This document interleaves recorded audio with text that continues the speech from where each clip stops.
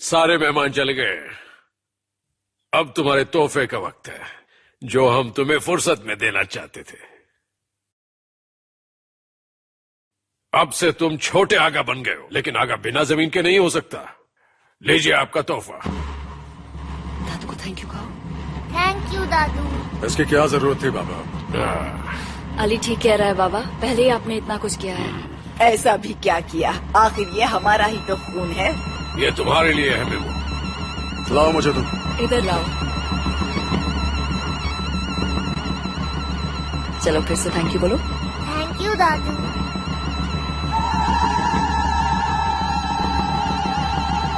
ये क्या? बाबा हम आपसे ये नहीं ले सकते। क्यों नहीं ले सकते? क्योंकि ये गिफ्ट बहुत महंगा है बाबा। महमद चांद अभी बच्चा है, आप उसे 1000-2000 का कोई खिलौना देते तो बात अलग थी, लेकिन ये तो बहुत ही महंगा है बाबा। ऐसा भी क्या ज्यादा दे दिया? बस थोड़ी सी जमीन ही तो दी है। ये कुछ एकड़ नहीं है बाबा, यहाँ पर 2000 एकड़ लिखा हुआ है, और वो भी हरन में। बाबा मैं जानती हूँ आपने ये प्यार से दिया है, पर ये बहुत ज्यादा है, हम ये नहीं ले सकते। मना मत करो बेटी, आगा ने एक बार फैसला कर लिया तो कर लिया, फिर उसे कोई नहीं बदल सकता। ओह गॉड, पता नहीं ये रात कब खत्म होगी, सुबह होगी और हम एयरपोर्ट पहुंचेंगे। लेकिन एक बात तो तय है, जब हम घर पहुंचेंगे मैं सिनेम का वो हाल करूंगी कि वो जिंदगी भर याद रखेगी। इन लोगों ने उसका दिमाग खराब कर दिया है। अदनान, तुमने डैडी को कहीं देखा? देखा था, वो अपने रूम की तरफ जा रहे थे। उनकी फिक्र मत करो, वो ठीक है। बुरहान अंकल, बाहर बहुत ठंड है, चलिए मैं आपको अंदर रूम तक छोड़ देता हूँ। तुम्हें दिखाई नहीं देता कि मैं इस लेडी से बात कर रहा हूँ? तुम मेरे प्राइवेट सेक्रेटरी हो, इसलिए अपनी हद मत भूलो। सॉरी, मैं क्या कह रहा था? हाँ, तो मैं ये पूछे बिना नहीं रह सकता कि क्या आपने कभी लंदन के किसी ओपेरा हाउस में कॉन्सर्ट तो नहीं किया? वंडरफुल वॉइस, कसम गुज़रे जमाने की, मैंने ऐसी आवाज पहले कभी नहीं सुनी। वाह, फैंटास्टिक। तकिए पे सर रखते ही सो गया। कितना थक गया था मेरा बेबी। चलो चले।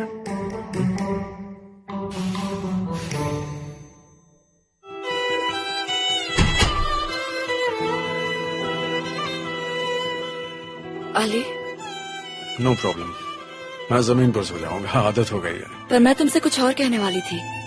तुमने मेरे लिए बहुत कुछ किया है, तुम्हारा एहसान कैसे चुका पाऊंगी? What do you mean? अगर तुम आज हमारे बच्चे को उन गुंडों से नहीं बचाते तो क्या होता मेरा? ये भी कोई वक्त है इस टॉपिक को छेड़ने का।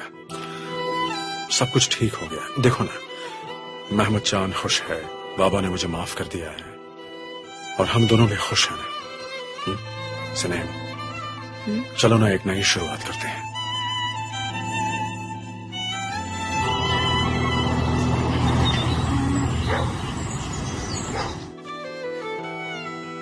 दो दिन में मेरा वजन बढ़ गया।